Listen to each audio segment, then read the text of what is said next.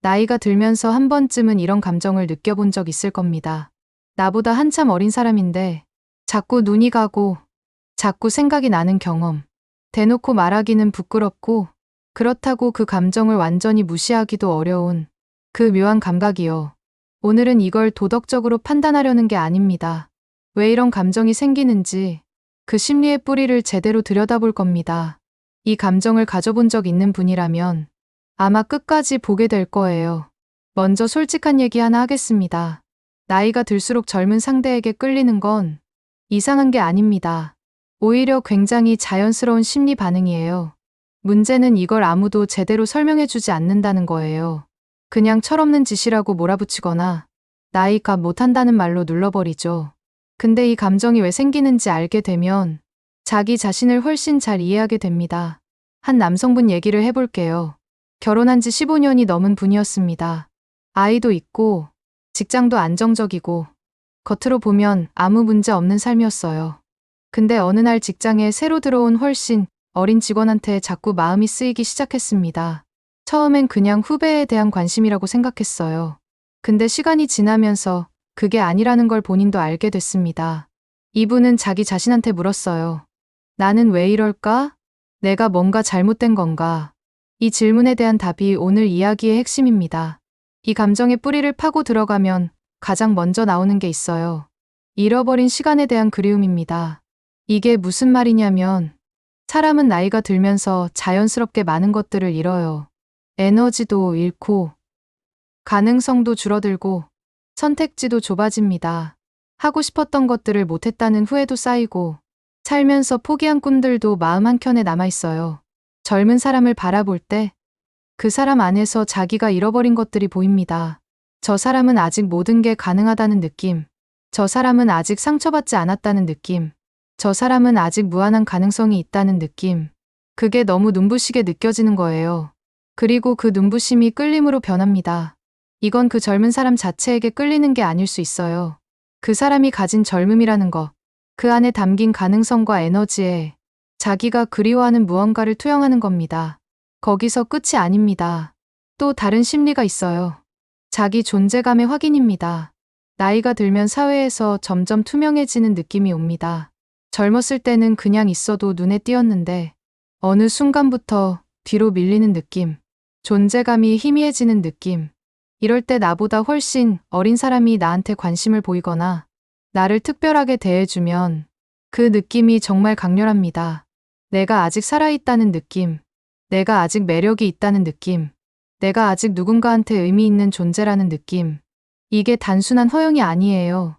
인간이라면 누구나 가지는 존재 확인에 대한 욕구입니다. 그 욕구가 젊은 상대를 통해 충족되는 거예요. 한 여성분 얘기를 해볼게요. 이분은 아이들이 다 크고 나서 갑자기 자신이 아무 쓸모도 없어진 것 같은 느낌이 들었다고 했어요. 남편은 바쁘고 아이들은 각자 자기 삶을 살고 이분만 어딘가 남겨진 것 같은 느낌이 들기 시작했습니다. 그러던 어느 날 동네 모임에서 훨씬 어린 남성분을 만났어요. 이분한테 유독 관심을 보이고 말을 걸고 자꾸 의견을 물어오는 사람이었습니다. 이분은 그 경험을 이렇게 표현했어요. 내가 사람으로 보이는 것 같았다고요. 그냥 누구의 엄마, 누구의 아내가 아니라 나 자체로 누군가한테 흥미로운 사람이 된 것 같은 느낌이었다고요. 그 느낌이 끌림의 형태로 나타난 겁니다. 여기서 또 하나의 심리가 겹칩니다. 현실의 무게에서 벗어나고 싶은 심리입니다. 나이가 들수록 짊어지는 것들이 많아집니다. 책임이 늘어나고, 의무가 쌓이고, 관계도 복잡해지고, 돈 걱정에 건강 걱정에 노후 걱정까지. 삶이 점점 무거워집니다. 그 무게가 숨이 막히게 느껴질 때, 그 무게를 아직 짊어지지 않은 사람이 곁에 있으면 그 사람한테서 가벼움이 느껴져요. 근심이 없어 보이고, 걱정이 없어 보이고, 지금 이 순간을 그냥 즐기는 것 같아 보이는 사람. 그 가벼움이 너무 매력적으로 느껴집니다. 그 사람 곁에 있으면 나도 잠깐 그 무게를 내려놓을 수 있을 것 같은 느낌. 그게 끌림으로 이어지는 거예요. 이건 도피 심리이기도 합니다. 현실에서 잠깐 벗어나고 싶은 욕구가 젊은 상대를 향한 감정으로 표현되는 거예요. 그리고 이것과 맞닿아 있는 감정이 또 있어요. 변화에 대한 갈망입니다. 오래된 관계에서 오래된 역할만 하다 보면 사람은 지칩니다. 항상 같은 방식으로 대우받고, 항상 같은 눈빛으로 바라봐지고, 내가 어떤 선택을 해도 예측 가능한 반응만 돌아오는 관계. 이런 상황에서 나를 새로운 눈으로 바라보는 사람이 나타나면 그 신선함이 너무 강렬하게 느껴집니다. 젊은 사람들은 나의 과거를 모릅니다. 내가 어떤 실수를 했는지, 내가 어떤 사람이었는지 아무것도 모르고 지금의 나만 봅니다. 그 눈빛이 너무 좋은 거예요. 내 과거의 무게 없이 지금의 나를 보는 눈빛. 그게 새 출발처럼 느껴집니다. 오랫동안 같이 산 배우자는 나의 모든 단점을 알고, 나의 모든 실패를 알고, 나의 모든 나쁜 습관을 알아요. 그건 친밀함이기도 하지만 동시에 벗어나기 어려운 이미지이기도 합니다. 젊은 상대 앞에서는 다시 처음부터 시작할 수 있다는 환상이 생겨요. 그 환상이 강력한 끌림을 만듭니다.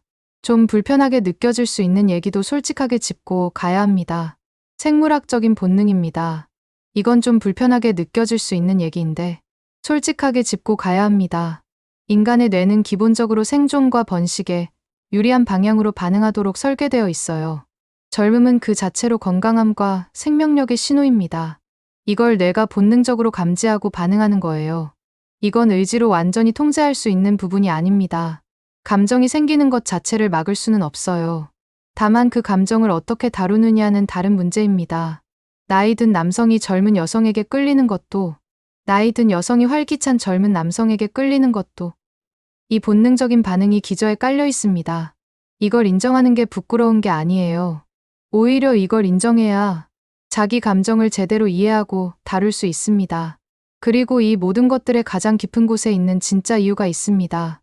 자기 자신에 대한 갈망입니다. 이게 가장 핵심적인 이유예요.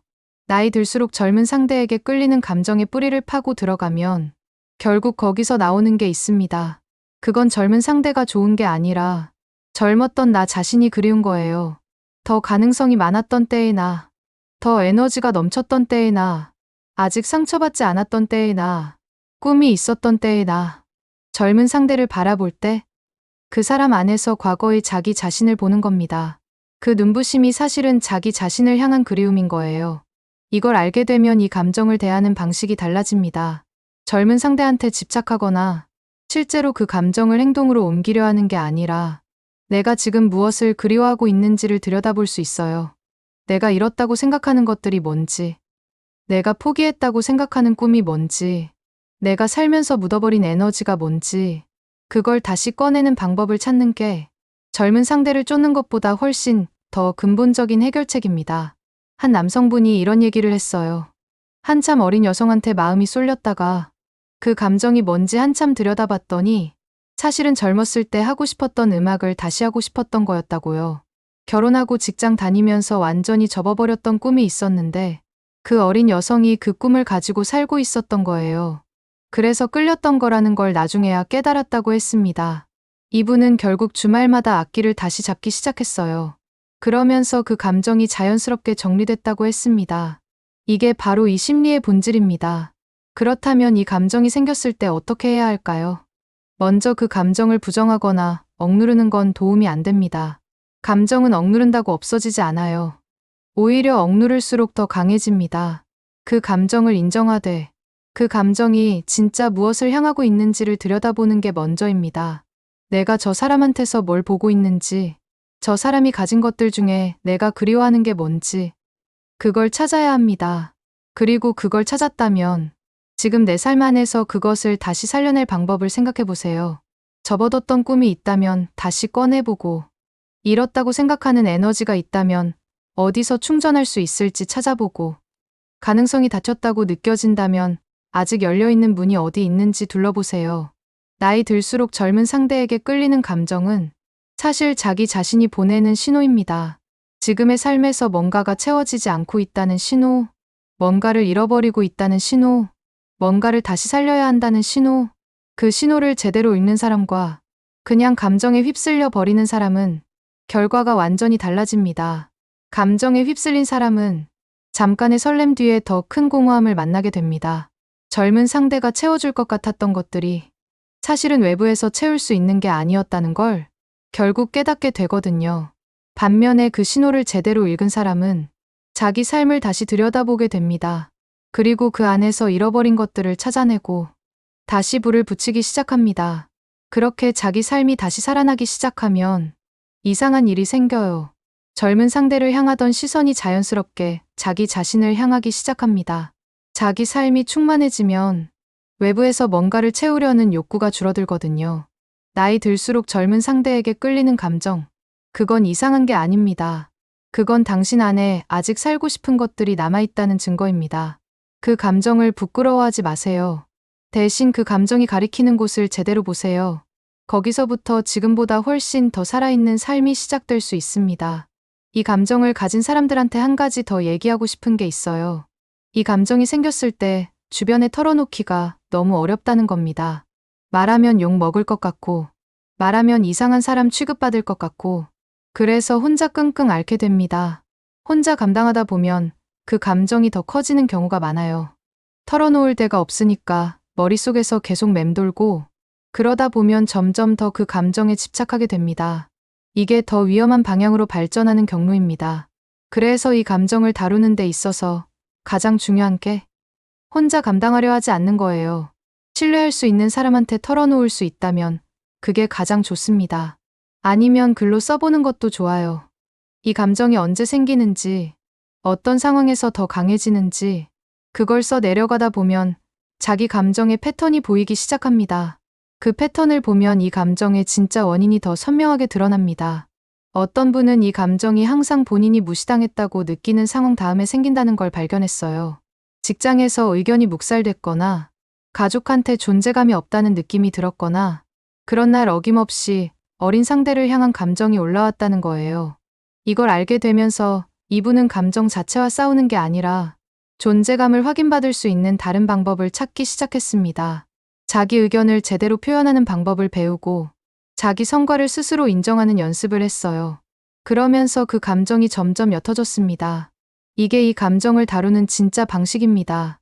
감정을 억압하는 게 아니라 감정이 가리키는 진짜 원인을 찾아서 그걸 해결하는 것. 또 한 가지 짚어야 할 게 있어요. 이 감정을 실제로 행동으로 옮기는 경우입니다. 나이 차이가 많이 나는 관계를 시작하는 분들이 있어요. 그 관계가 나쁘다는 게 아닙니다. 서로가 진심이고 서로를 존중한다면 나이 차이가 장애물이 될 이유는 없어요. 근데 이 감정의 뿌리가 위에서 얘기한 것들에 있다면 그 관계가 생각한 것과 다르게 흘러가는 경우가 많아요. 잃어버린 시간을 되찾으려는 욕구로 시작한 관계는 시간이 지나면서 그게 불가능하다는 걸 느끼게 됩니다. 젊은 상대가 곁에 있어도 내가 젊어지는 건 아니거든요. 자기 존재감을 확인하려는 욕구로 시작한 관계는 상대가 나를 특별하게 대해주지 않는 순간 무너지기 쉽습니다. 현실의 무게를 벗어나려는 심리로 시작한 관계는 그 현실이 관계 안으로 따라 들어오면 감당하기 어려워집니다. 이런 얘기를 하는 건 그 관계를 막으려는 게 아니에요. 그 관계를 시작하기 전에 내가 진짜 무엇을 원하는지를 한 번은 제대로 들여다봐야 한다는 겁니다. 내가 저 사람 자체를 원하는 건지, 아니면 저 사람이 가진 무언가를 통해 내가 채우려는 게 있는 건지, 이 두 가지를 구분하는 것만으로도 더 현명한 선택을 할 수 있어요. 나이가 든다는 건 잃는 것만이 아닙니다. 나이가 들면서 얻는 것들도 있어요. 깊이가 생기고, 판단력이 생기고, 자기 자신을 더 잘 알게 됩니다. 근데 사람들은 나이 들면서 잃는 것들에 너무 집중하는 경향이 있어요. 그 상실감이 너무 크게 느껴질 때, 그 상실을 채워줄 것처럼 보이는 대상을 찾게 됩니다. 젊은 상대가 그 대상이 되는 경우가 많은 거예요. 근데 진짜 그 상실감을 채우는 건 외부에 있지 않습니다. 자기 안에 있어요. 나이 들면서 얻은 것들을 제대로 보기 시작하면 잃은 것들에 대한 집착이 줄어듭니다. 그러면 자연스럽게 젊은 상대를 향한 과도한 감정도 정리되기 시작해요. 마지막으로 한 가지만 더 얘기하겠습니다.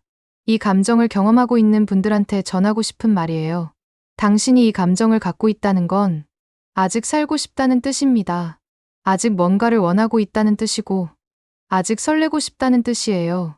그 에너지를 죄책감으로 낭비하지 마세요. 그 에너지를 자기 삶을 다시 살리는 데 쓰세요.